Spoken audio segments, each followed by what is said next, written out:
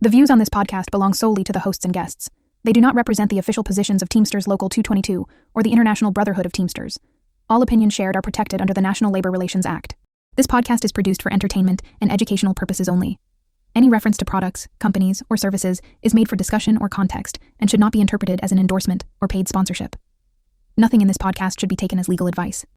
So when these other slate says that we don't have experience, we have decades of experience in representation.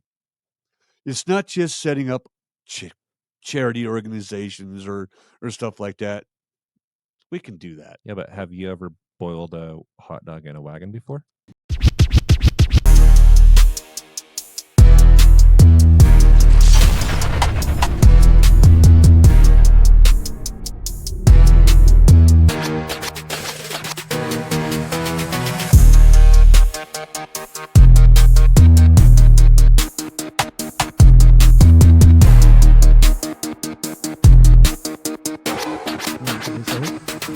I'll start it. All right, welcome to the Do or Die podcast. I'm John Stuffelbeam, your host, because a union without unity is just a paycheck deduction. We have a special episode for you today with all four members of our executive slate on the new 222 running for office. We'll get to know each other, and we'll talk about not get to know each other. Our members will get to know us. I know you guys pretty well so far, and I like what I see. Let's just go down the line. Taylor, you tell us a little bit about yourself. Yep. My name is Taylor Malgahu. I am running for Secretary Treasurer. I'm just going to follow this outline. I've been a part of the union. I think it's 30 plus years, 31 years. I was hired back in 96. I don't know, 96, 97, as a part-timer over at the old building. For UPS. For UPS. I was going to school at the time at the U, and I found this part-time job that will give great benefits for part-time. The benefits is amazing, and you won't find that anywhere. Some of the great things about being a union member and working a union job. I started off there, went to Yellow Freight in 98 and worked from 98 to, I don't even remember when I came over here. About 7 years. I've been part of UPS feeders since then. Just union has been my job. It has supported my family, supported my lifestyle. It has been one of the best things that has helped. Well, the best thing professionally for sure. I'm able to move up, live a life that doesn't have to revolve around work, where my life is my life, work life is work life. Another great thing being a union member and working a union job. And one sentence that you can't do this. You can't, I can't use one sentence as to why I stepped up and am presenting to myself to you guys and running. So let me just say this. A lot of people define union members as union brothers, union sisters. The way I look at union is it's union families. When you start to work around people for multiple years, whether you like the person or not, you start to become part of their family. You start to know a little bit about them, what hobbies they have, and then you get to know their wives, their children. That you get to find out that they're generational union members. Get to meet other, and then it doesn't become a union brother or sister. You start to know union families, and when union families are threatened, somebody's got to step up. And in a very simple way, that's as best as I can. That's why I'm putting my name forward to you. Awesome. BJ, tell us about yourself and what the union means to you and why you decided to accept the run for presidency for our local union. Okay, my name is Billy Joe Best. I'm currently a shop steward with ABF Freight. extensive background as a shop steward. And I stepped up to become a president. I've recognized that we need better leadership, simply because we can ratify these contracts every 5 years, but we're not having these contracts protected. We're constantly fighting. There's just no representation for decades. And it's frustrating as a shop steward for all these years, where I was also a shop steward at Albertsons, where you file a grievance and you're not getting anything done. You're worried about your members. You're not getting any sleep because you're fighting to where these grievances are headed. Most of them disappear. And you brought a huge stack of grievances with Yeah, you. I brought a big folder here to prove that we're just not making accusations here. I've got proof right here in this folder that our membership is not being represented correctly. So those are grievances that have been filed that were These are never actual heard. grievances that have been filed. These are copies of grievances that have been time stamped and have not gone anywhere. And when we request what's going on or try to figure out follow up, they can't give us any answers. So I brought these with me just to prove to you that we're not just making accusations. I've been a shop steward for a long time, and it's frustrating that I can't do my job and represent my members when our union can't do theirs. So therefore, I'm stepped up to change that, to make everything transparent. I don't care if you got a great contract, but we still have to enforce these contracts. Yep. Thanks, guys. My name is John Stuffelbeam, candidate for vice president of our local. Been with UPS just over 25 years, former shop steward as a part-time and full-time employee combo worker.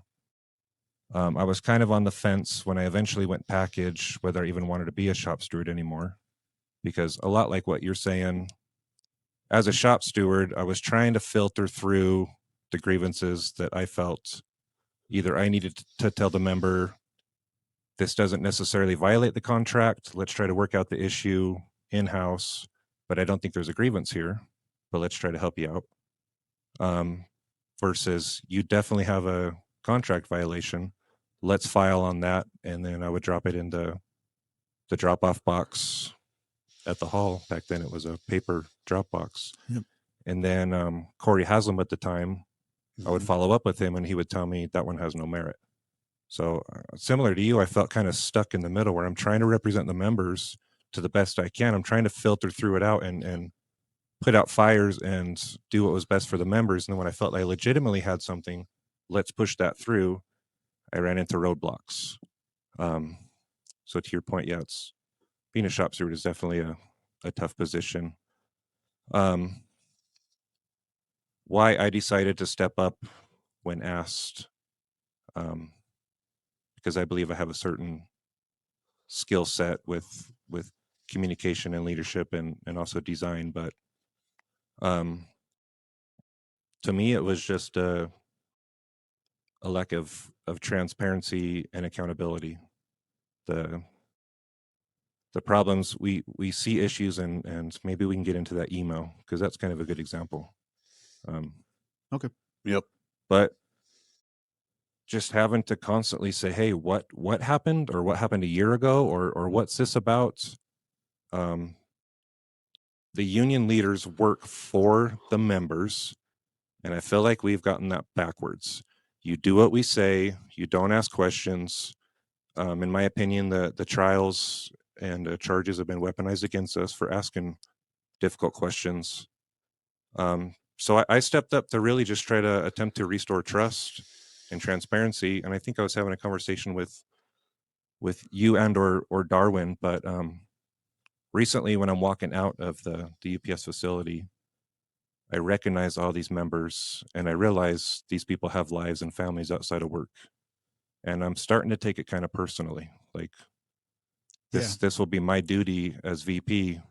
You know, I don't know most of these people's names. I would like to get to know them, but I'm kind of starting to take it personally. Like this is a big deal, and I don't think it's resonates with our leadership anymore of the gravity of what those positions mean.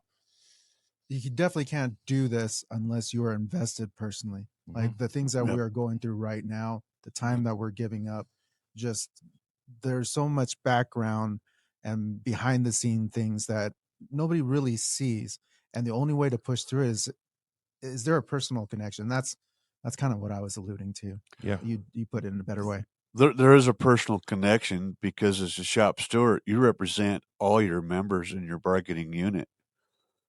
And if you're not representing them correctly, I feel I'm letting them down. Not only them, but their families. Like, Yeah. you know, Yeah. it's their livelihood. Bryn, your name, Bryn? Tell us your name, Bryn. Yes. Hi, my name is Bryn Dayton. I'm a part-time UPS worker. I started at UPS in the beginning of the summer in 2020. So I had a weird beginning at UPS from what I can tell. That was a weird year, as we all know. But I came to UPS right after I graduated from the U. I really wanted a union job. So that is why I chose UPS. I chose UPS not because they're a great company. They suck. Chose UPS because the Teamsters are a great union, and I wanted to be in a great union. The Teamsters make it a great company Exactly. to work for. Exactly. So true. And we need to make it even better. And that's why I'm running. So I'm running for recording secretary. Been told I'm good at taking notes. So Impressive that's for good. sure. But I like in leadership or not, I feel very strongly that I want to be a part of a militant fighting union. Like I want our bosses to be afraid of us, you know, like we are walking into our workplaces and we're afraid of our bosses because they throw stuff at us all the time and they make our lives miserable. But we without us, this world cannot run. Right. So we're here to get The what we're backbone due. of the country, legitimately. Yeah. Yeah. We pay dues, but we're here to get our due. Can't Okay. avoid laborers. You cannot avoid laborers. Yeah. So, I think we need to, get organized as Teamsters, like in this local. I want UPSers, especially part-time UPSers, to get more involved and to have avenues that are helping people get involved. And this is true across all the different barns, right? I know I'm at a big barn. I know the other barns sometimes feel left out. But I think we need to see involvement across the whole union because Right. that'll make us a real force. Like whenever I think of us doing these political endorsements, I want when Local 222 makes a political endorsement, I want that endorsement to have teeth behind it. You know what I mean? Right. Like we represent a lot of members in These Utah. members are involved with us and know if we say we're going this way on a vote, Yeah. how powerful Yeah. will that be? And Exactly. I don't think the part-timers and I didn't so much as a part-timer 20 plus years ago, the power and the unity and the numbers of our part-timers and inside employees, but typically the combo workers have been there a while and are at least familiar with the union and how it operates basically. But call to action to our part-timers, and this is who we hope to also get involved with our members, because again, a union without unity is just a paycheck. I can't say that. A paycheck deduction. Yeah. But yeah, so this is what we hope to accomplish. I would like to go through our commitments as our slate. We've got 6 of them.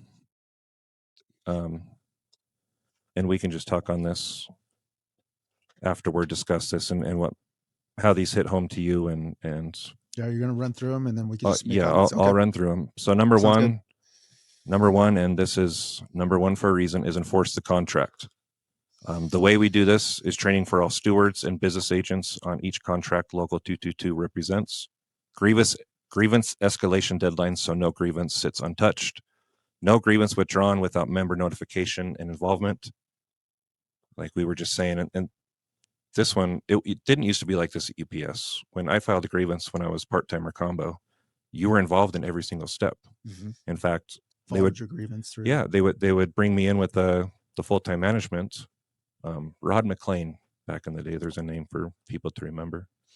And they would ask me what I wanted to do. No, I do not want to settle. I was in the meeting with the manager, with my shop steward, and Yeah. no, I don't want to settle. I would like to take this to panel. I feel like it's kind of hit or miss Yeah. on whether they do that and And how then involved people are able to be right now.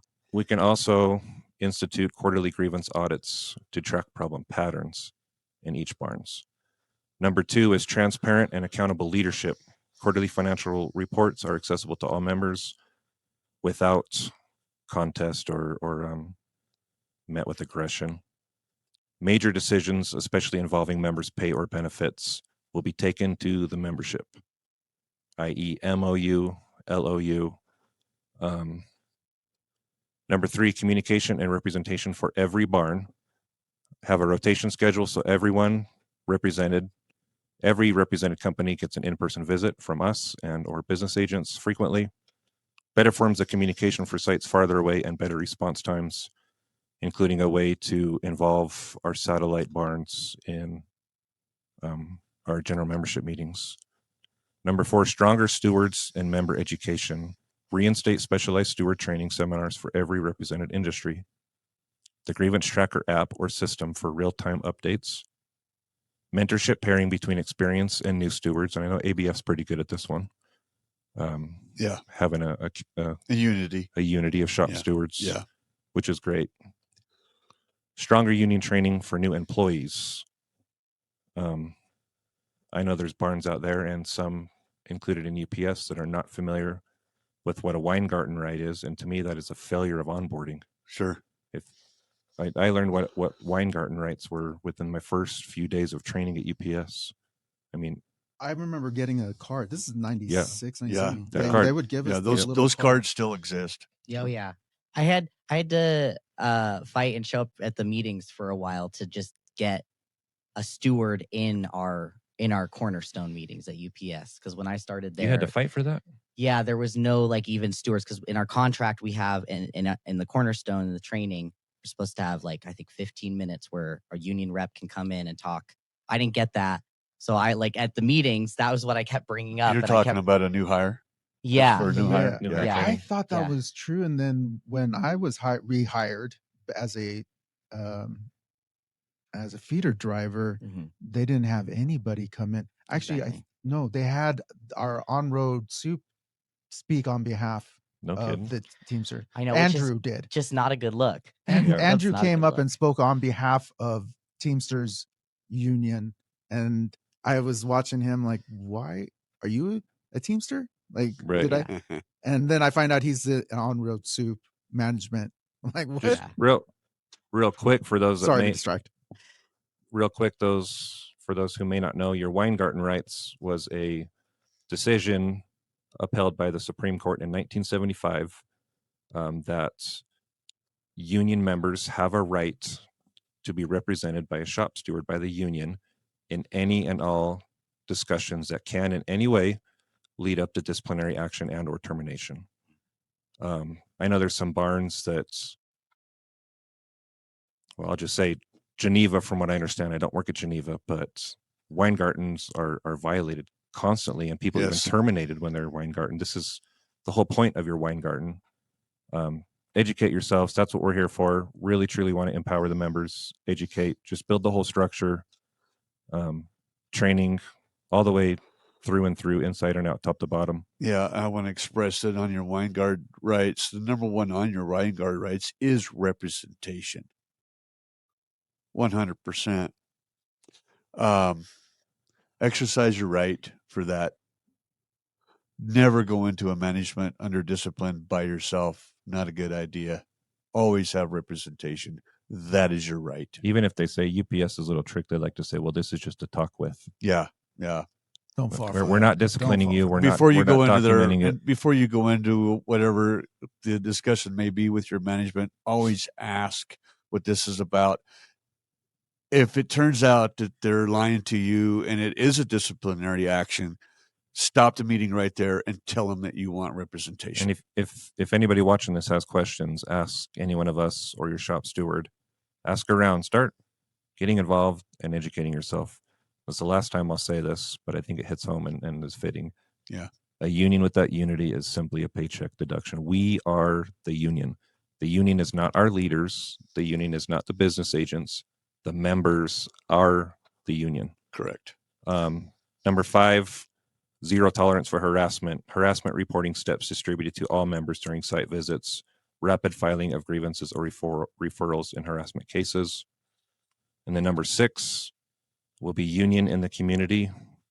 Partnerships with local labor coalitions to increase bargaining power.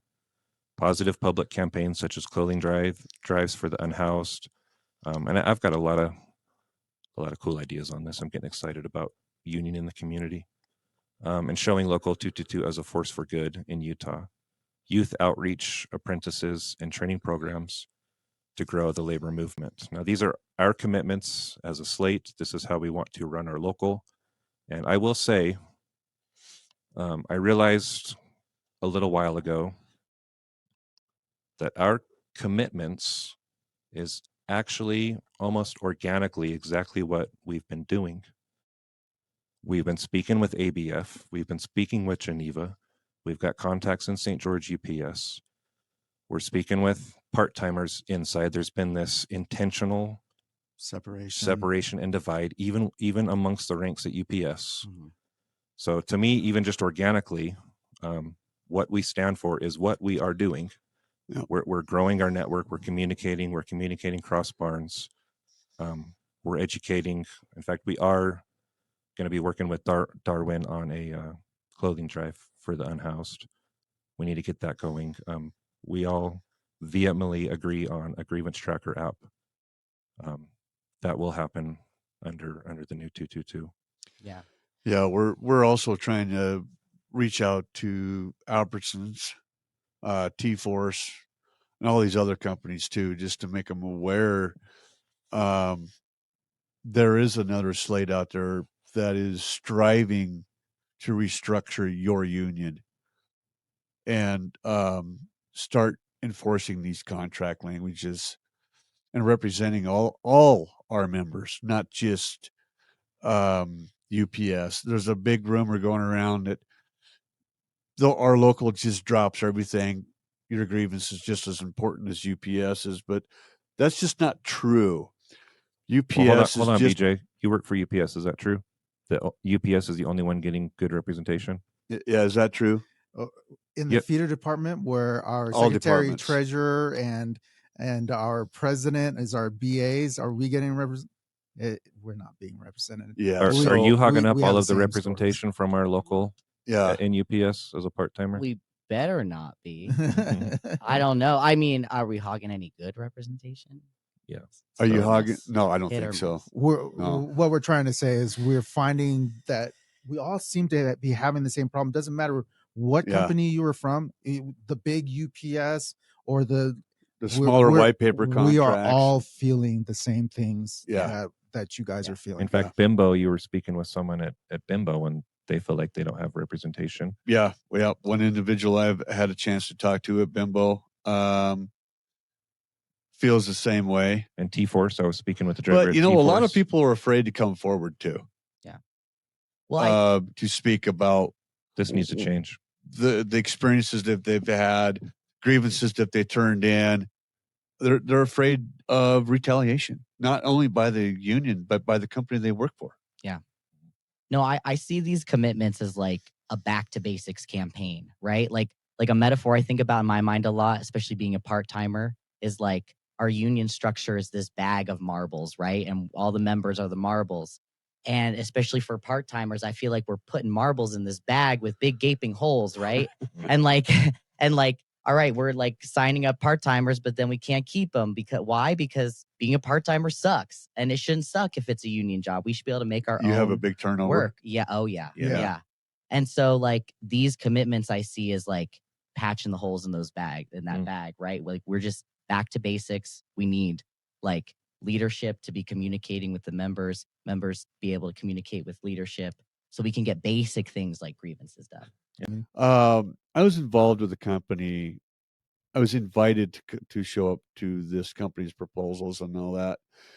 And their leadership at our local basically did not listen to his membership.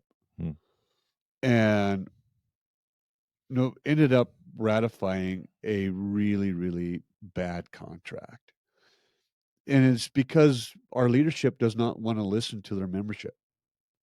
Yeah. And Well, because our they membership believe had some we work really, for them. excuse me? They believe that we work for them. Yes, That they're exactly. the decision And our makers. leadership wasn't willing to listen to us. Oh, that's too rich. They ain't going to accept that. Oh, it's too much. We can't do that. The most of that proposal on that particular contract, I'm not naming any names here, but or companies for that matter, but those who were involved will know what I'm talking about or who I'm talking about. But most of that language was protection language from paid transportation, other members in their own barn, run around such as that, whatnot. It all got tossed out. So when you read the ratification, the language of the ratified contract, this is nothing that we proposed to have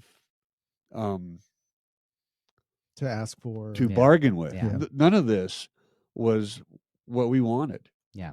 And matter of fact, some of it even got changed.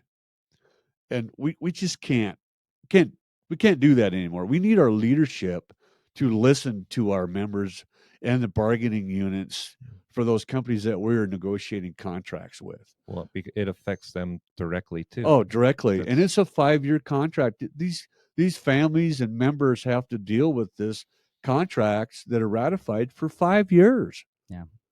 And to go in and try to amend something because it can't be done. You have to wait until negotiations come back around to readdress that, to have something in that contract amended or changed. And you have to wait for the new contract to come around for negotiations. And that's frustrating when you have leadership that's not willing to listen to you.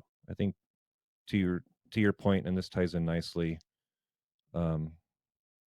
Again, I don't work for Geneva, but to my understanding, there was a discussion being made about inward-facing cameras in their trucks. Yeah. And then drivers just showed up on a Monday, and here's cameras in their face. Oh, and a discipline schedule that if this camera sees you doing this long list of things, you will be disciplined. Yeah. And from what I've found out or heard from Geneva drivers, that it was basically Spencer Hogue and a small handful of shop stewards that agreed to this, but through an LOU, a letter of understanding. But they didn't take it to the membership of Geneva Rock to have a vote on this. So if they would have took it to the membership, they certainly would have had a different outcome. And Yeah. we at UPS, in our contract, the company cannot use technology alone For disciplinary to action. discipline. So we've already set that standard. Why would we not apply that same standard to Geneva? Yeah. Right. It's already been. It's wouldn't be like breaking ground and blazing a new trail. Oh. This is the standard that It's Teamsters already have been already set. figured out and Yeah. argued. And Yeah. and to that, just sorry to be late in the point. When YRC first received those Lytx cameras, it was negotiated just like UPS that there will be no rear facing cameras, period. Hmm. It's the same Lytx things that we have in the UPS feeders. So we see this camera facing us and we put tape across it. They came back to us like, you can't put tape or anything.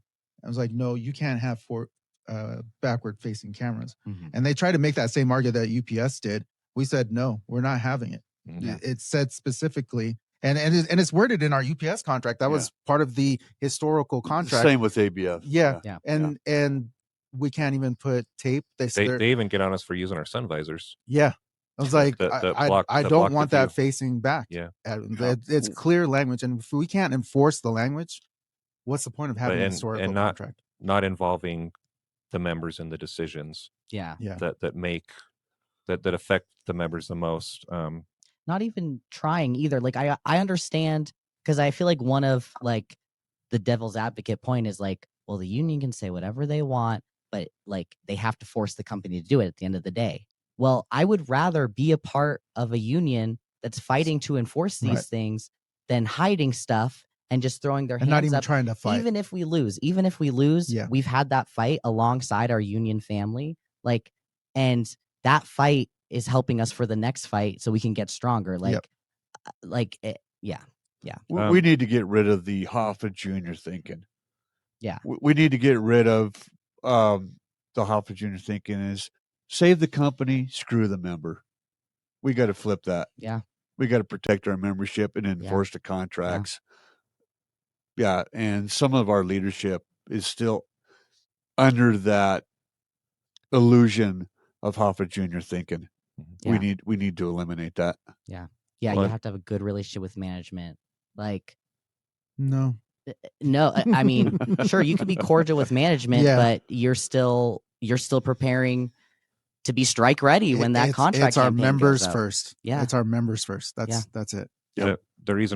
Part of the reason I brought that up was we post questions online, and one member at UPS, a combo worker, expressed concerns that when we moved over to that new lake facility, the company was interested in doing a 25% combo ratio to part-timers, which would effectively create more day sort positions. But again, I wasn't there. So with the caveat that this is just my understanding from what I've heard, that the union got together again with a small group of shop stewards and decided we'll just keep everyone on their shifts the way that they are, that we're not going to do this 25% ratio. And the shop stewards that were involved benefited the most from this. So again, just making decisions and deals behind closed doors. We've got an episode coming. I don't know if we'll release before or after this one. So editing. You might have seen the But episode or movie magic here, Right. but Yeah. and we're really going to dig deep into the MOU. But again, a decision made behind closed doors. Yeah. Without Which and that's the thing. Like, if this question is brought to the membership and the membership decides yes, it's okay, it's not about the decision itself. It's about how did you make that decision. Yeah. Because maybe the members would have decided to make that decision, and this would not have been a whole mountain. So currently, again, what we're speaking of is we need to empower our members to get involved in the union. Yes. Because when we're trying to make bylaw amendments or making decisions we want in our everybody. general membership meeting, we're talking about 30 to 70 people out of 4,500 4,500. making the decisions. decision for the entire union. And if it means like working with the IBT, because I'm sure we're not the only local that has people that will have to drive basically 5 hours to get to a union meeting. Yeah. Like we cannot be the only local with this problem. And so if this is a question of working with the IBT to make sure that we can open up meetings through Zoom or whatever, because There's definitely ways around it. Yeah. exactly. But Well- we've got to do it because that's how our local is. If I can speak to that, I'm like, Yeah. we brought up an amendment to kind of get us in that direction where we Yeah. can live stream our general membership meeting. Mhm. And coming back to what our commitments are, right? We wanted to be accountable and we wanted communication to go out to our members and we want education to go out to our members. Don't forget transparency too. And transparency, right? Yeah. So we can cover all these things by just live streaming our general membership meeting. If Yeah. you guys saw what happened in certain meetings, there is no way you would be voting for the slate. That is, all you hear is rumors of, oh, I heard this happen. Oh, that can't be true. Disruptive feeder drivers. Right. Yeah. If you actually saw the meetings, even if you had just an audio and listened, you would be so appalled at the way our board acts Yeah. right And now. charges our members. And we know it's possible because COVID happened and we did do Zoom meetings and we had way Absolutely. better attendance. We had way Yes. better attendance. And involvement. And then they took it away. And guess what? The world did not end when we had Zoom Right. meetings. I mean, Yeah. like, Fortune 500 companies operate via Zoom sometimes. Yeah. And the argument, I always try to be fair and come up with an objective opinion. I listen to both sides. I think we all do. the main argument was that there's some sort of top secret. Our social securities will be leaked if we put these out online. I've never read my social or said my social security number out loud at a GMM. Have you? No. Okay. Even But there's ways around it through a Zoom. There's ways that you can log in or other software to where your login would be a watermark across the screen. So if you screen recorded that and shared it, we know who did everybody would know who Yeah. did it. There's so many ways to keep this secure. Yeah. This is 2025. We can have meetings Yeah, online and we- involve all of our satellite members. We need to bring our local up to the 21st century. Yeah. Yeah, and just to be on the record, I'm going to hit this again. We put it as an amendment. Yeah. Got in there, tried to fight for it. The current slate argued against it and voted it down. I mean, like how else can we be held accountable if we're in there and we can't have this put out to? How are you guys going to hold us accountable for whatever we say, whatever happens, whatever decorum is broken, and even the good things, because there was a lot of good things that you guys have missed out in general membership meetings. Yeah.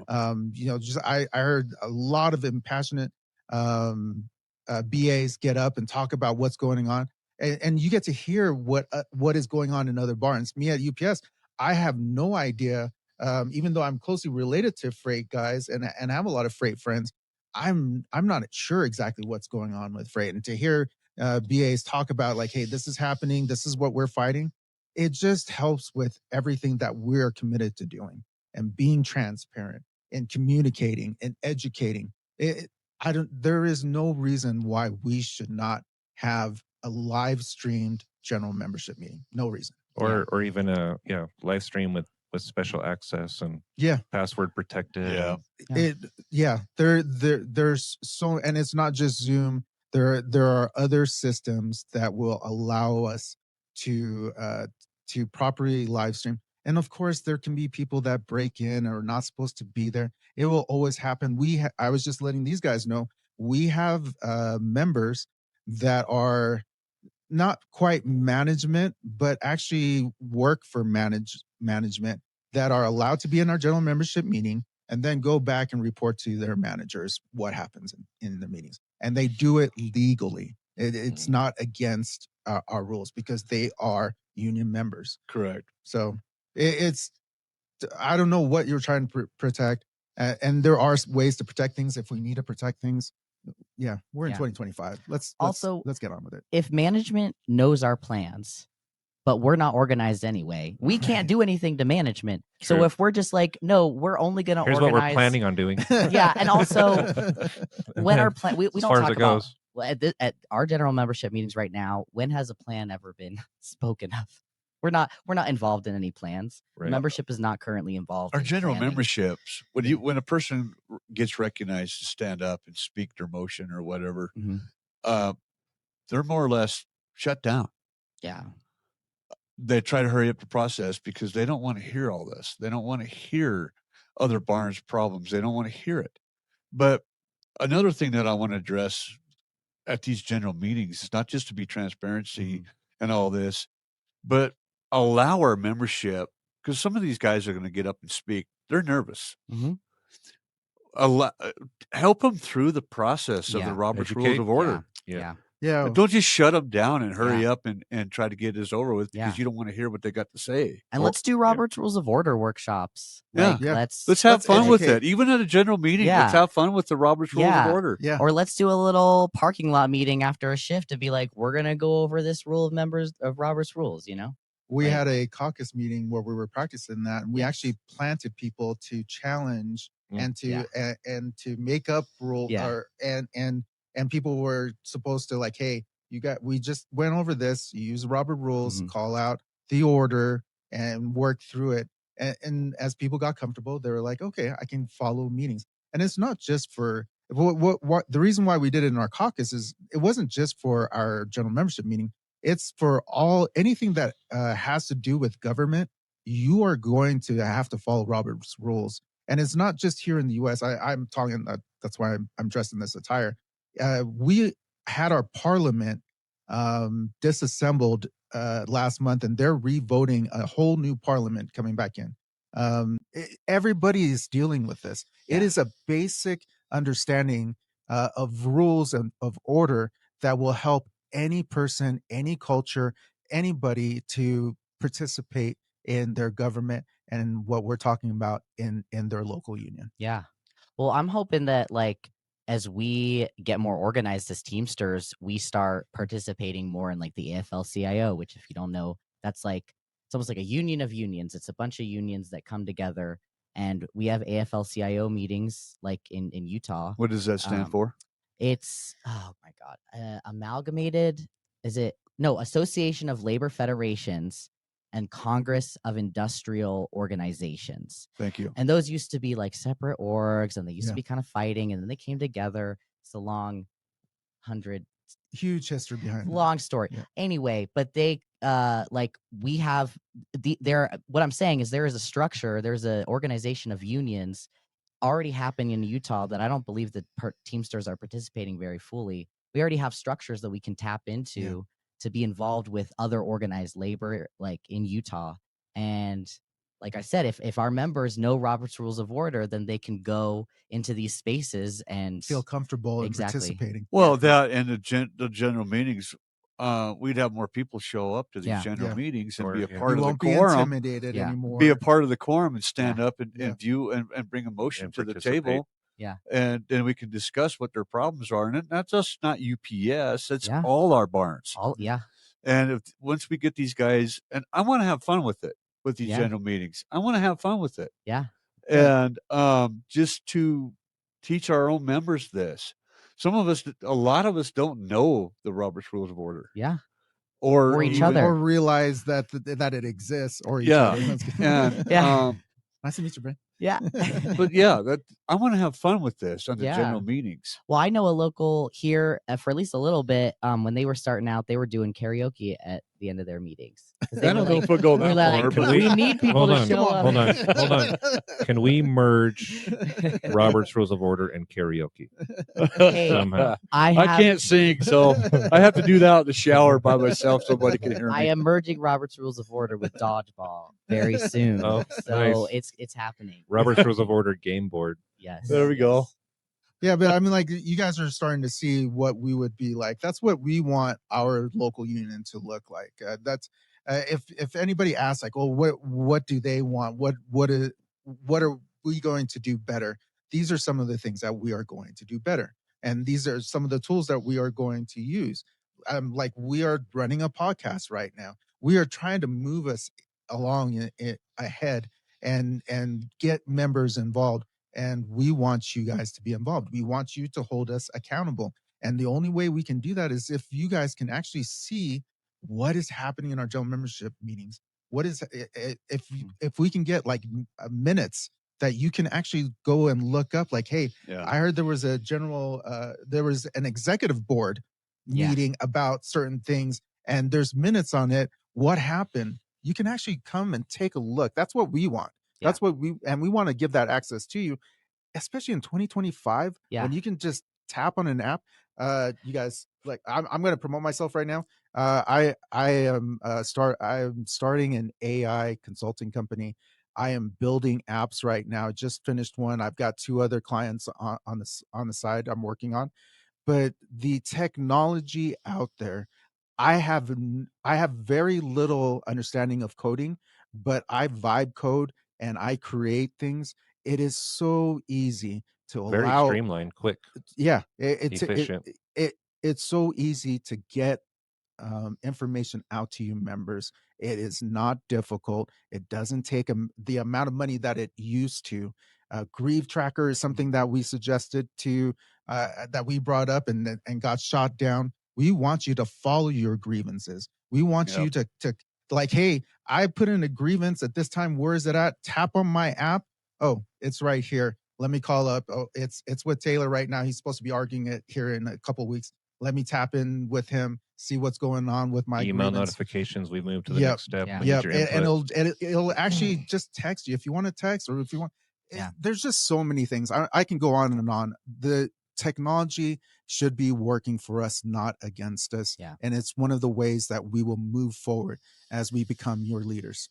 I just realized again, everything we are discussing, and I'm a very visual thinker, but using your metaphor, everything we're talking about is about prying open this, lifting off the shroud, No more gatekeeping. the gate, Yeah. busting open the gate and Yep. say, here is your union. Yeah. Get involved.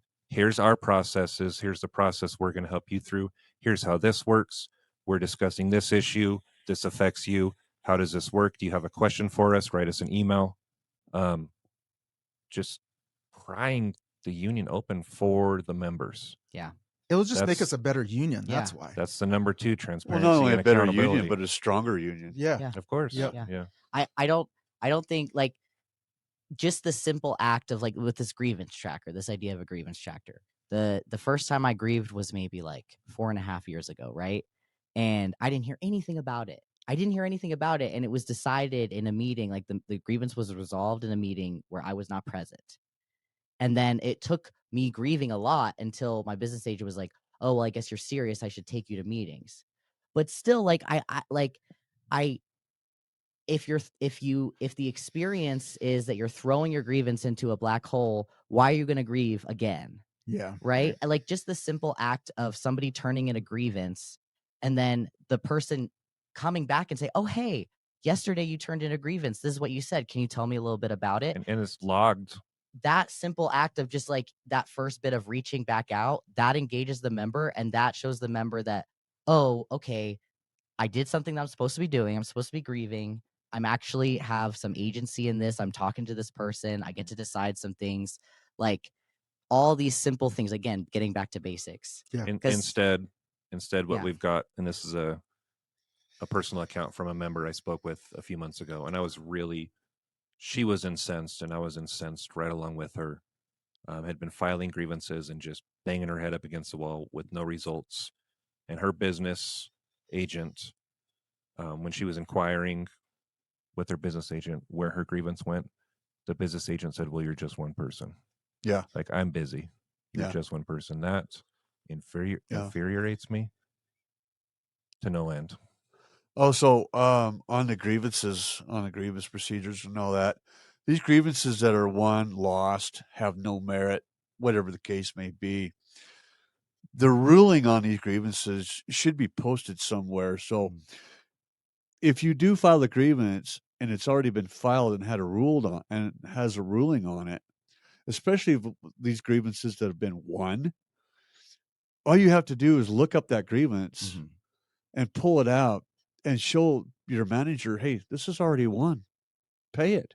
We should not have to refile grievances after grievances after grievances. That blows my mind. Because with the grief track, we can keep track of all the rulings and different decisions on these grievances. That say we get new management all the time, and every time we get new managements, they don't understand our contract language. That's how So UPS we're- works. we're- We're always We're, getting new we're management. doing a circle every time we get new Yep. management. And So they if we make have the a same ruling arguments.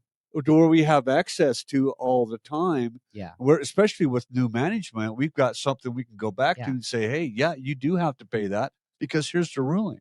And then what are we doing beyond grievances, right? Like, what are we doing? Like I'm not talking about anything illegal, but all the legally protected things that we can do at work to take collective action. That is also something that should be facilitated from the top. Like that comes from the bottom, but if the top, it gets a lot easier to do stuff on the bottom if it's being facilitated by the people on top. Yeah. And we can do that as union leadership. See, back in the old school days of our local, when It's like 1920. yeah, when you 1920s. first started. But ABF wasn't You weren't established around in Utah until I like to tease him 1983. because he's old. So, but anyway,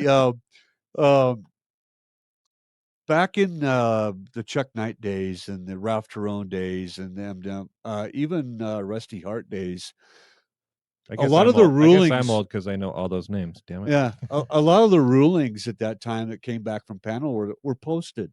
Oh, So you yeah. they were posted. Yeah. So even at Yellow's barn or Roadway's barn, Yeah. or what, they were posted on the Yeah. rulings. Yeah. Okay, that doesn't happen today. That doesn't Yeah. exist. Again, Well, and yeah. nowadays, like there's another local, I won't shout them out. Whatever. There's another local in Salt Lake City, and I was talking to one of their members, and they're like, "Oh yeah, we have a little place like any website where you can just go log in, and they can just go see all their meeting minutes." So, like Uh-huh. you said, if they're like, "Oh, I wanted to see what that business agent said in his report or whatever," and that's where we could post stuff like that. Instead, you could go.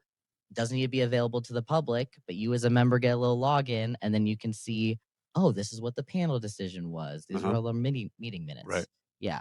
And this is stuff that other unions are already doing. Like, I've also got an Yeah. idea, and it would need a lot of work. You could go to the locals page and have just some basic guidance to put you in the right direction.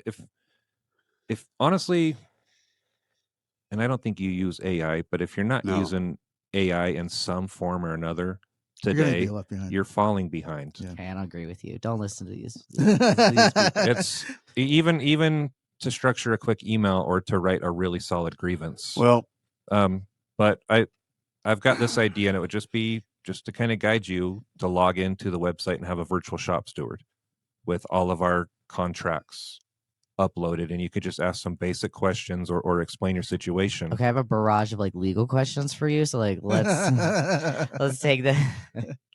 But no, it's just an idea. Just Yeah. No, we should be like, there's so many resources, even just like, the book Secrets of a Successful Organizer. Like there's, I don't know, there's so many things that we could use. Also available to us is IBT, and they have trainers that Yeah. will come out, and that's what we hope to do is Yeah. just have trainers come out and give you real life experiences of what happens in other locals Mhm. and give you ideas of how to attack problems. Yeah. And if we don't have that, then what are we going to get? well, our shop stewards are not. They're the front line. Yeah, rubber pro- meets the road. They're the front line for the protection of our language and our contracts. They're the soldiers. Mhm. They a lot of these companies, our shop stewards are afraid to go in and T-Force, for example. I've heard a rumor that the shop stewards over there at T-Force, oh no, you guys are just witnesses. Just let everything go. You guys are just the witnesses. shop steward is just a witness. Yeah, Yeah. the shop stewards are just We a can witness do whatever at we want. T-Force. You guys are just The gonna company, witness I this could do whatever I want. You guys are just a witness. And this, they were told by a certain business agent at our local. The business agent confirmed that. Yes. See, this is what happens when you put a good relationship with management over any sort of ethical relationship with the Or people you members. represent. I who think- you represent. Yeah. I think a lot of it is just the absolute workload because of the situation we've got ourselves in as a local. Just allowing the company to violate and violate and violate, and we file and we file and we file, and Uh-huh. nothing happens, and they disappear. So the company feels emboldened. So I think they've gotten so overwhelmed with our grievance procedure that it's just like settle those. I've got 1,200 grievances to get through this month. There's 600 of those, settle them, no merit. I want you to pay out on these 3. Let's just go. We got to get through Yeah, these. push you them know? through. Push them through. Yeah. Or lose them. Yeah. That's like what this. is. Like this right That's here. what this Or is. lose them. I know. I Yeah. was just in a grievance meeting. The business agent forgot. Unless he can tell me the strategy of waiting more than the 45 days, I'm going to say he forgot. And it was an important grievance. As a grievance about boxes falling on people's heads, potentially boxes falling And over a there stairway. was just someone just passed away in California from that. Yeah, they were Right. crushed to death by a wall of boxes. Yeah. Well, that's who we are. Hopefully you guys get a good idea of Yeah. from this podcast of kind of what we're looking forward to, what you can expect from us, what we would change, what would make your lives better, and what would make your workplace life better. Some of the things that we just covered, opening up general membership meetings so everybody can attend across the state, see what we're doing, participate, take part in this grief tracker we just talked about. That way it doesn't go into a hole. We have proof here right there. And that's just ABF. No. That's just my file. Oh, that's just We've One got 7 person. shop stewards.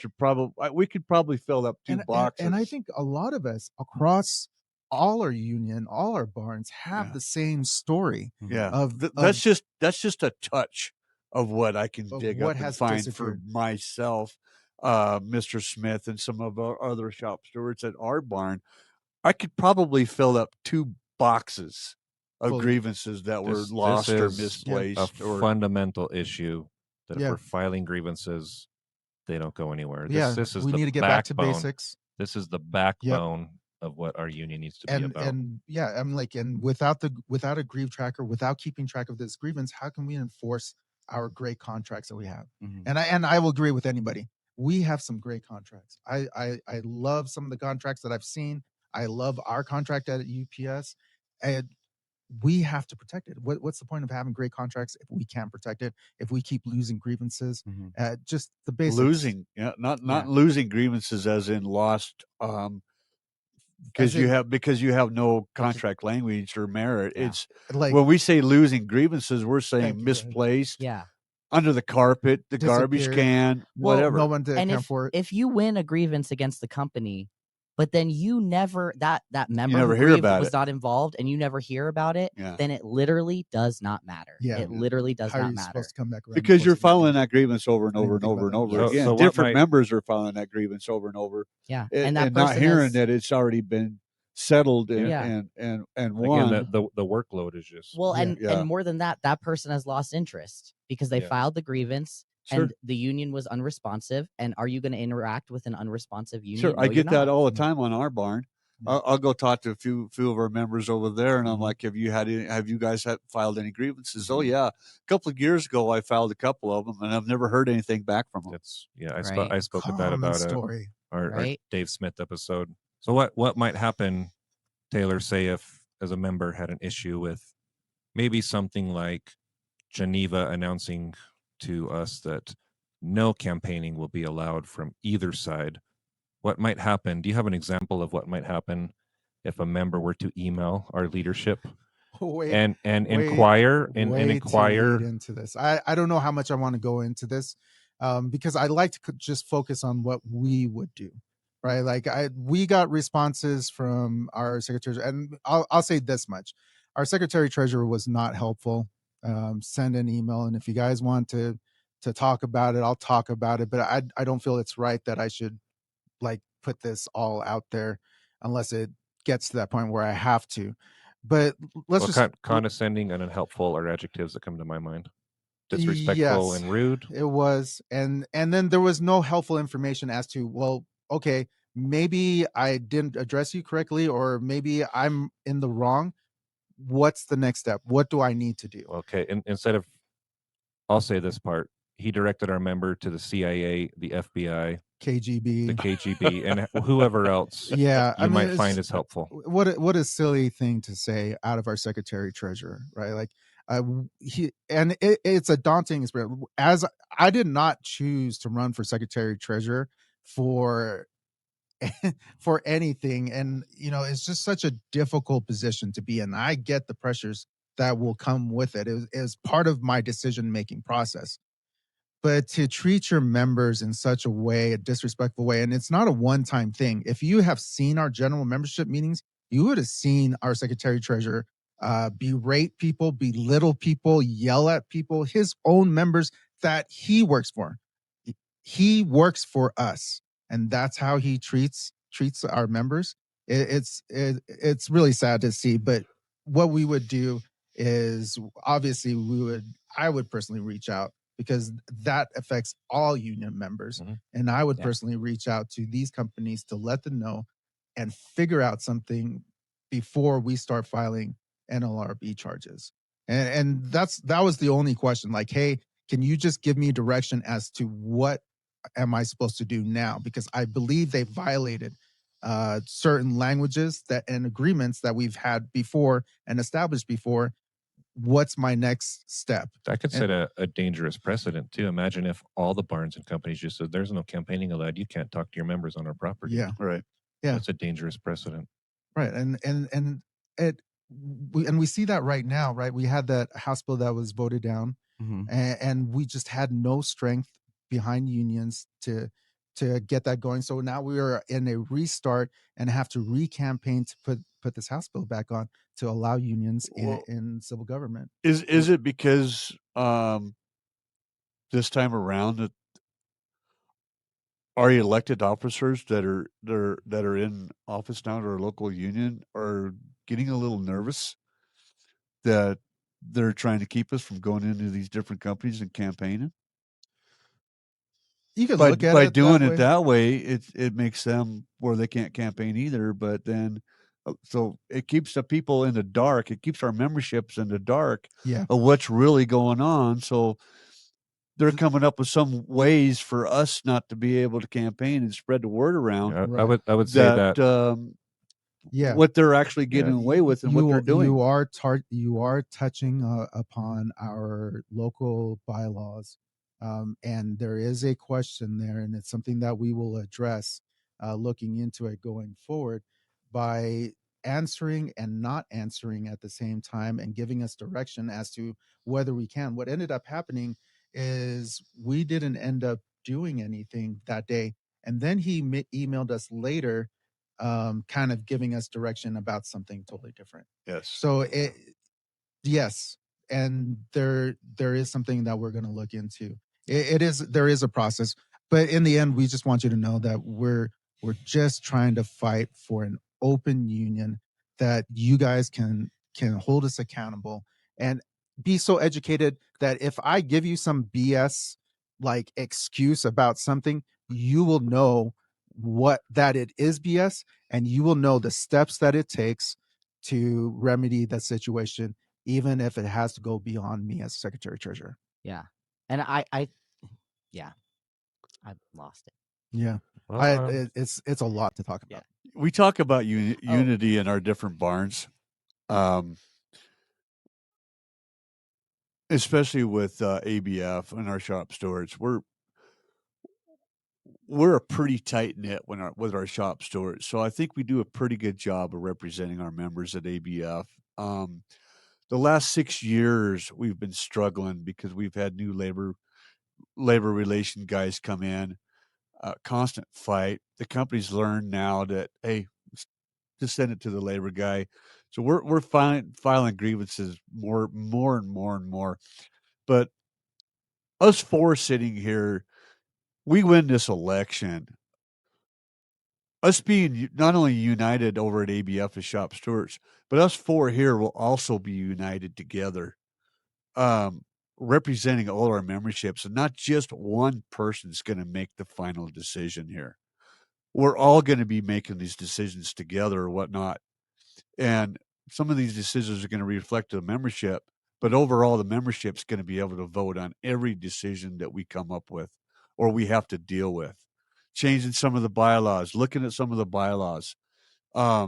Memberships are going to be able to vote on all this stuff. We're not just going to sit down and have 10 people vote on a bylaw when it reflects 4,500 members on these changes. No, we want everybody involved, and that's what we're here for, is to make sure that everybody is involved in these decisions. right. Yeah. And again, I would say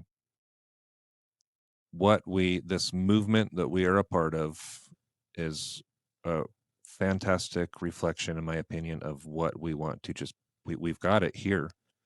We've got the committee of us. We've got people we're talking to. We're communicating across barns. We're educating ourselves, Robert's Rules of Order. And we just want to take this core thing that we've already built. It's not just, we didn't just write it down on paper and we're saying this is. It was already a part of us. We just happened to. We're already practicing this. Yeah. Not only This that, I want to express. fundamentally, this is who we are, and we just want to build that core out. And I will say, we have daily phone calls with our core group of e-board members, but also with multiple members on certain days we get. Yeah. But let me finish, BJ, please. ahead. You can see BJ. I'm creeping. getting to a point. I'm like, come on, I got something. But on these phone calls, and I've heard people say Taylor is hell bent on power or he wants to be a tyrant. That is not the Taylor I've come to know. No. Appreciate it. Yeah, I don't know if you were trying to get me to flinch there or not.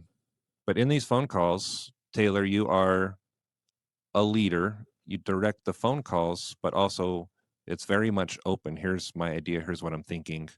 And if you think I'm wrong, tell me. What do you Right. think about this? And when you've laid out what you want to talk about, it's John, do you have anything?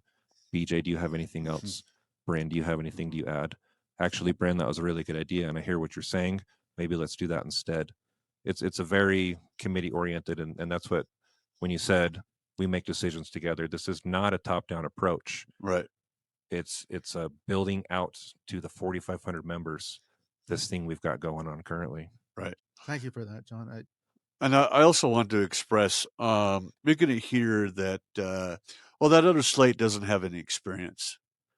I want to express that, yes, we do have experience. The objective of our local is representation, grievance procedures, all that right there. We have abundance of experience with representation. We're just not getting the backup from the next level of rank and file.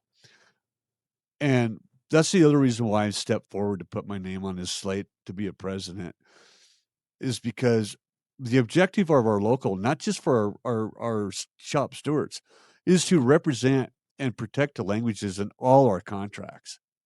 So when these other slate says that we don't have experience, we have decades of experience in representation. It's not just setting up charity organizations or stuff like that. We can do that. Yeah, but have you ever boiled a hot dog in a wagon before? You know what? You know what my mom said would get us to win this election? She said, as long as we promise to grill all the hot dogs, we'll win. Can't make any promises we can't keep. I know. I guess it's Well, there's also a Can word. we? There's Can we also make a a word. Actually, There's Ta- also a Taylor word has on a the, barbecue trailer. Yeah. There's also a word on that hot dog wagon that says integrity. Hmm. Does our local have integrity? Have they been exercising that word that it says right there on top of the hot dog wagon? Integrity. Where's the integrity yeah. today?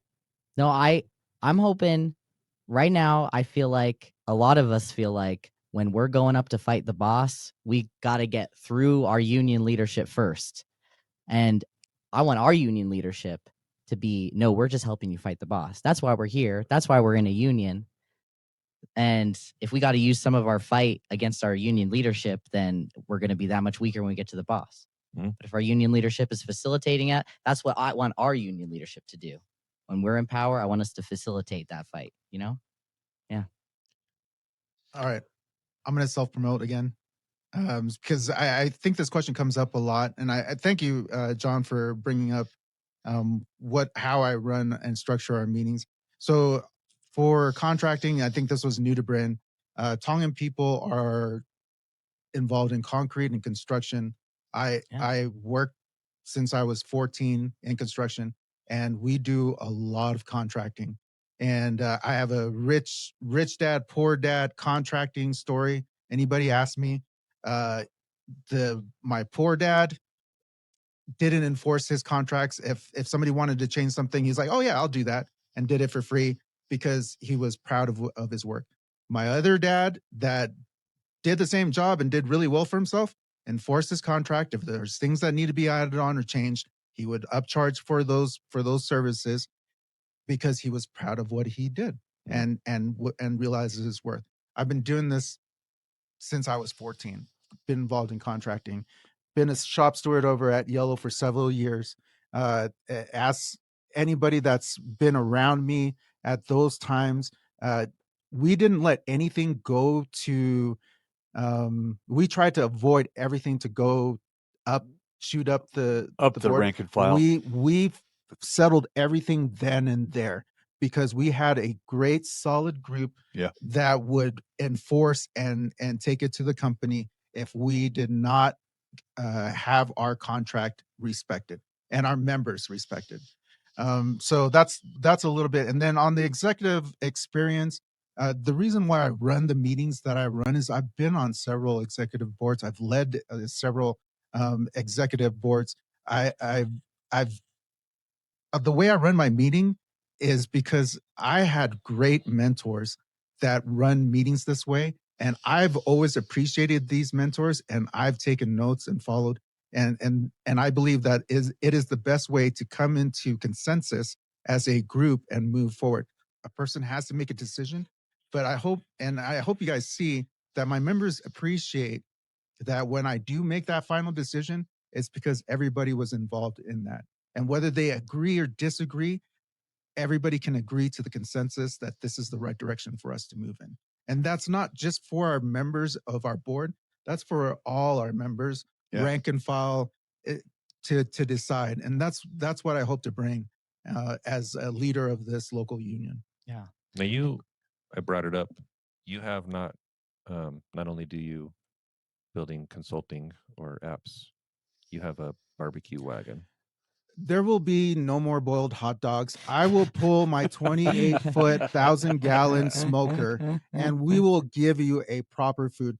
The hot dog wagon is a very good analogy of what our local union is. They give you the minimum to the members who do the most. They give you boiled hot dogs that they won't eat themselves. We have seen them Order pizza. and eat pizza in front of our members while they give you Yeah. boiled hot dogs. Yeah. That will not And, happen. and they're on the phone talking to other people or whatever and not engaging Yeah. with the members. I've seen that at our barn, talking on the phone. The only ones that might be engaging you are the ones that are actually boiling the hot dog. and And certainly then they'll ask you if you want ketchup with that. make sure you get a drink and a bag of chips. Yeah, out of the cooler. Just the minimum. I mean, that's a very good analogy of what our local union is right now. They Yeah. give you the bare minimum to patch on the back, kind of give you a like, hey, we're here, We're and then here, they right? disappear. Yeah. And you won't see them for another 3 months, 4 months, Well, just election time. on a lighter note, just kind of on a more fun, personal note, tell me about, because you want to start a barbecuing company, right? Yeah. So I was actually supposed to open up this past month, but because I'm so involved with what's going on now, I have to put that off. So I won't be. I'm looking at March right now. Hopefully things get settled down. We get in, just get everything in line, and I hope I have some time. And again, if people are worried, like, oh, is he gonna do his other stuff? Dude, I'm sacrificing it right now for you guys. Yeah, I'm I've not. got two other endeavors, Yeah. an apparel company, and I think we're, hopefully, I think hopefully we're like all some putting our sort of lives on hold. We are all sacrificing for you guys, Yeah. and we are not in yet. Like you guys haven't Yep. voted yet. We don't know what's going to happen. family time is the biggest one. We could right. all be at home right now instead. Right. Right. Yep. Oh yeah, we're losing a lot of personal family time and all that just to set everything back to the way it was and bring our membership back up to awareness and to get new leaders into this local. We are putting our personal lives aside to do this, and for me, it's worth it. Yeah. We've course. got to go forward and get our memberships back up. I want to be able to have our membership trust us to the point where we have 450 members just at the general membership, and the occupancy is flowing out the door.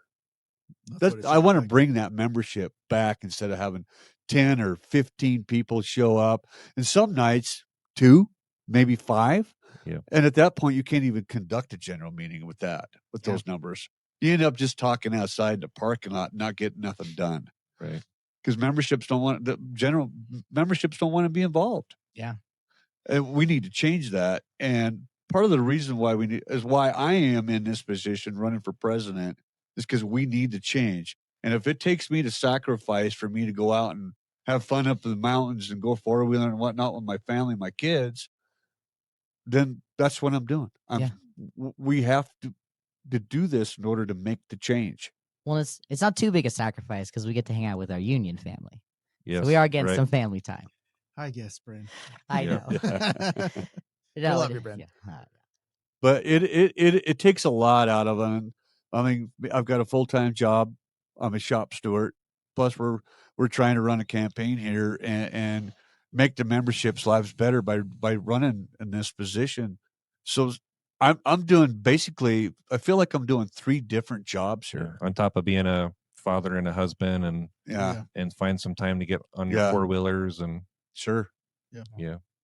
I was planning on going for a ride Saturday, but I felt it was more important to be seen at our Lagoon Days with our logo on a T-shirt, just to make it aware that yes, there is another slate out there running against the current slate that are your leaders now.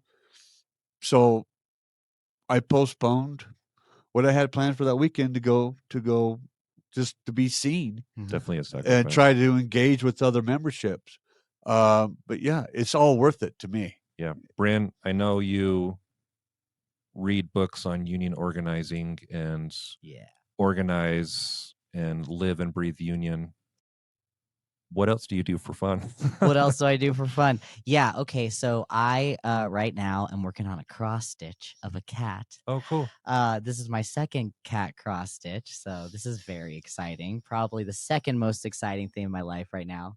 And cross stitch, dumb question, is literally when you do the X's, right? Yeah, it's a little cross X's. stitch. But I also I like crochet and I knit, so I like doing stuff like that. I have a cat, so I enjoy hanging out with my cat and my partner. What are some of the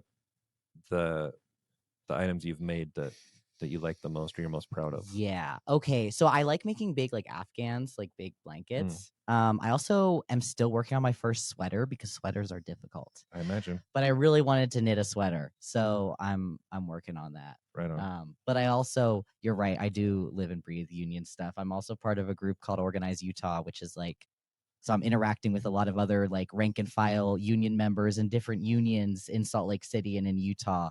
And we put on like organizer trainings and What socials are and the stuff. different unions?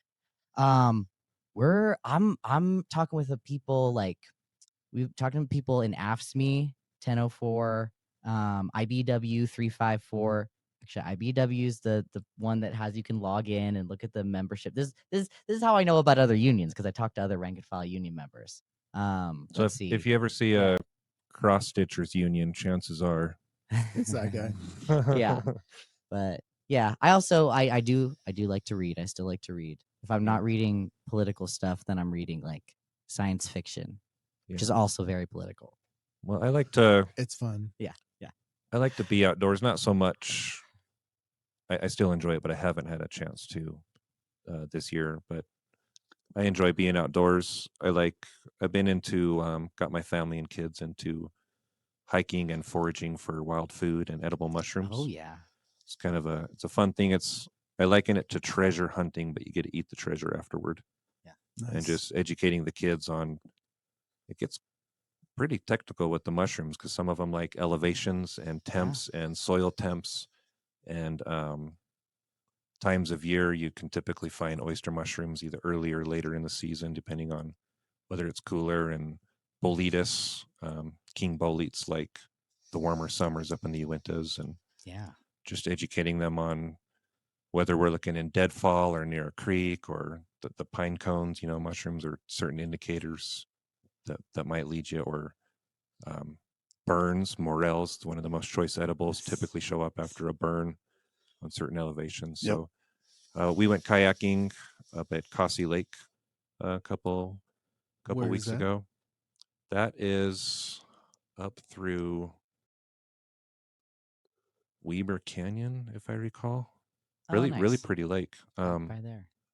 I want to say it was Huntsville area. Okay. I really want to get out more. Yeah, I could get back to you on that. Yeah. I'd never been there, so I just followed the blue line on my map.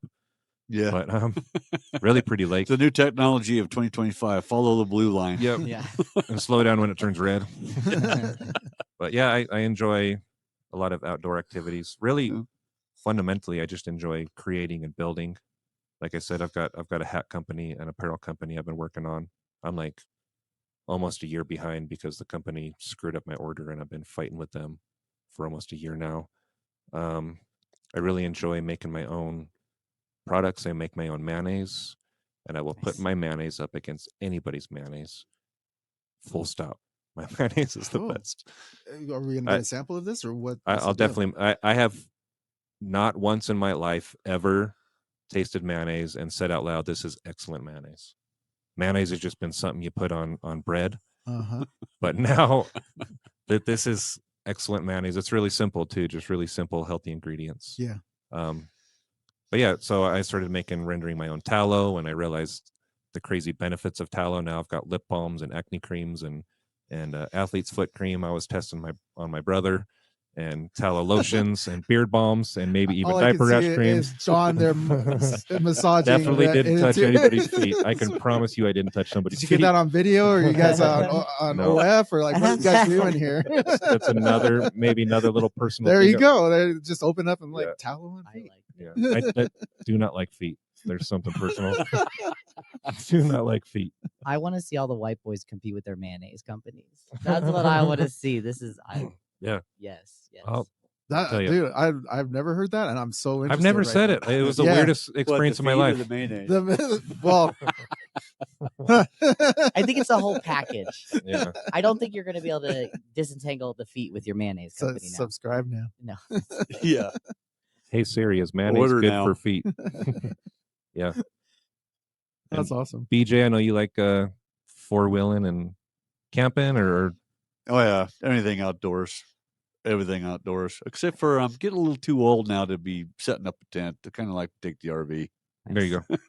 Okay. Anything outdoors. Yeah, it's just bowling. I went That's an bowling. indoor thing. I went bowling yesterday. Did you? Got me a new ball. Yeah. Was not happy with my ball at first. It was not working for me. It wasn't. Oh, the ball wasn't working. I get it. Man, I get it. bowling I ball. get it. It happens to me all the time. It's always the ball. That's what happened with the last ball. So I got a new ball, Yeah. and this one's not working. So I might have to get me another another one. ball. Yeah. But actually, yeah, with the new ball, you gotta. It was completely relearning my throw, and my last game I bowled a 202, which I was happy with to break 200. Yeah. Taylor, what about you? Wow. So it was funny.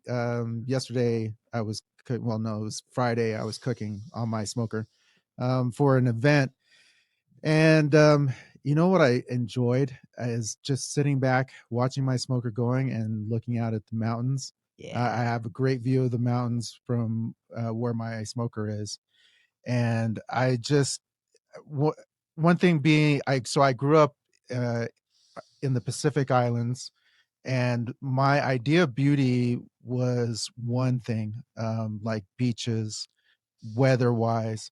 Living here in Utah 30 plus years now, my idea of beauty has changed. I love the long drives down towards Moab. Being a feeder driver, I never appreciated what a sunrise in a sandy area Yeah. and mountains look Yeah. like, With the different colors. and just how Oh. beautiful it is. And it took me a while and I'm just starting to appreciate that here in these past 10 years. I'm like realizing like there is a lot of cool things just here in this state. Yeah. This state is Utah's pretty cool, beautiful. yeah. And I kept hearing people say it, but lately I've really been noticing it, and it's Yeah. been, and so that's what I've been enjoying as of late right now. And I just being able to sit back and relax and just look out. And it's really, and it used to be where if I had some free time, it would be out on the beach, just laying back, maybe catching a wave here and there. Yeah, on the Great And- Salt Lake. Yeah. Yeah, on the Yeah. Great Salt on Lake. that Not doing it for you. that industrial sludge. But runoff. now it's more like you guys, where I'd love to take a 4-wheeler out on a trail that I've never been before, and just go out exploring. and just explore, and just seeing that there is beauty in a desert as much as there is beauty in a jungle Mhm. or on a beach. I think it's crazy. It's wild to me. It's interesting. I think a lot of, so I wasn't born in Utah, but I was raised here most of my life, and the mountains are always there, right? So I'm always looking for the palm trees and the Yeah. white sands beach. My wife, being from the Philippines, loves the mountains. She absolutely adores the mountains and those long road trips. So Yeah. it's maybe what we're just take for granted, and Yeah. what we're used to. We just want some change. I feel like I've taken this day for granted. It was, and I think I noticed this when I first tried skiing and snowboarding, Ooh. because wintertime I'd hibernate. Yeah, because you're I like, don't know "No." what to do. But once I involved myself with winter sports, I look Yeah. forward to winter.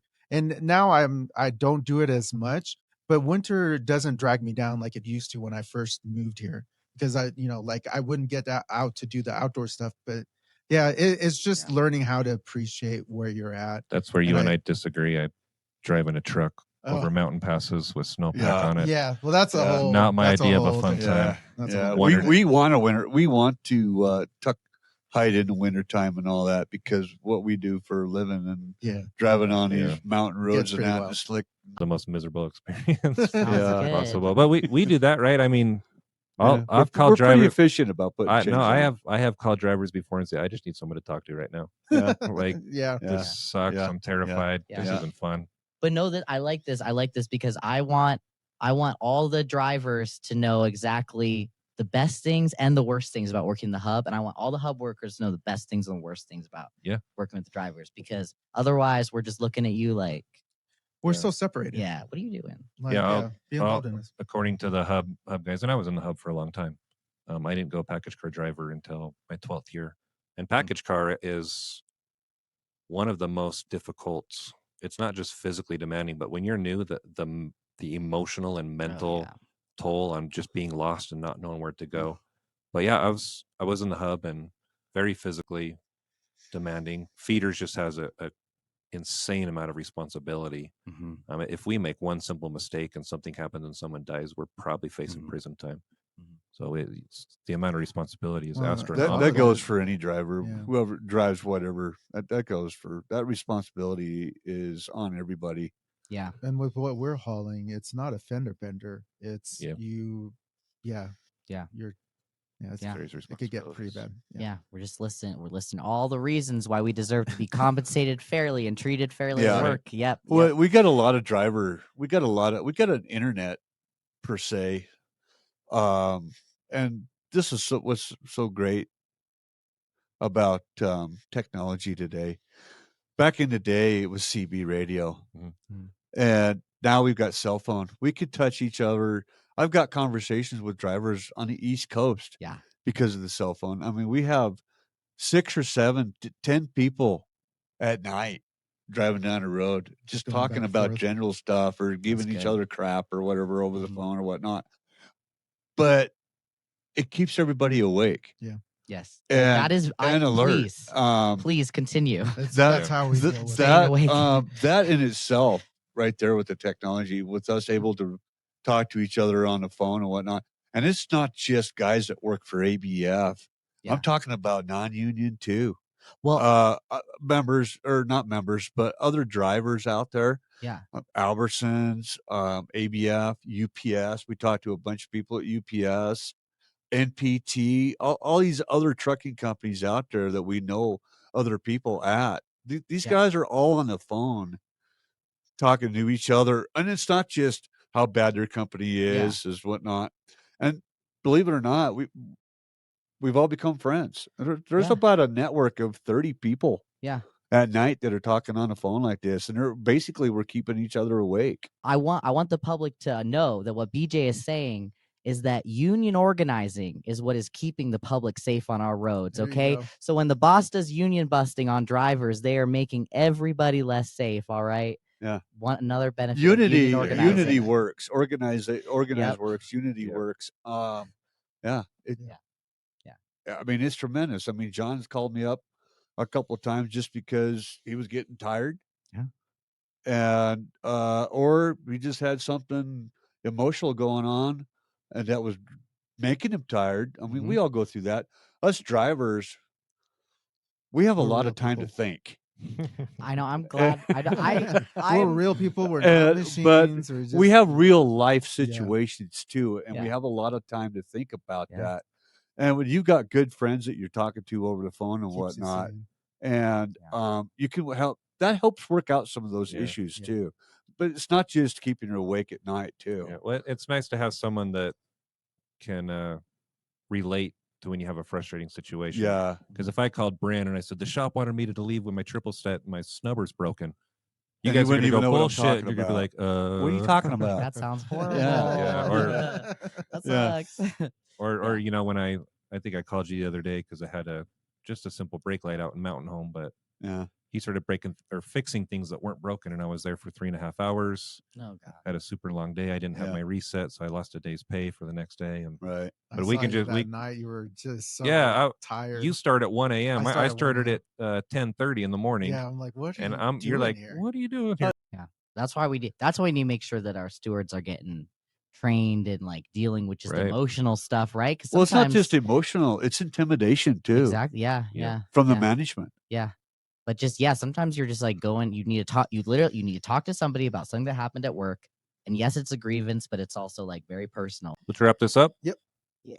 Thank you for taking the time to come down. This is your executive board slate for the new 222. Thank you, Taylor. No, I appreciate you guys having me. This is great. BJ, thanks for coming. Thanks. Bryn, thanks for coming down. Yeah. Happy to be here. Had a good time. Thank you for watching, tuning in. Share, like, subscribe, but please share the link and vote for who you want to vote for. That's your right to participate in the democratic process. But And as a member, make an informed decision. Get involved with your union first and foremost, but make an informed decision. and foremost, exercise your right to vote. And especially in a right to work state, like unfortunately, like people can be represented by the union without paying dues, but because you pay dues, you get to vote. So, well, Yeah, Must be a member in good standing to vote. Yep. your vote does count, whether you think so or not. Your vote does count. Do or Die podcast. Mic drop. mic drop. I literally almost dropped it.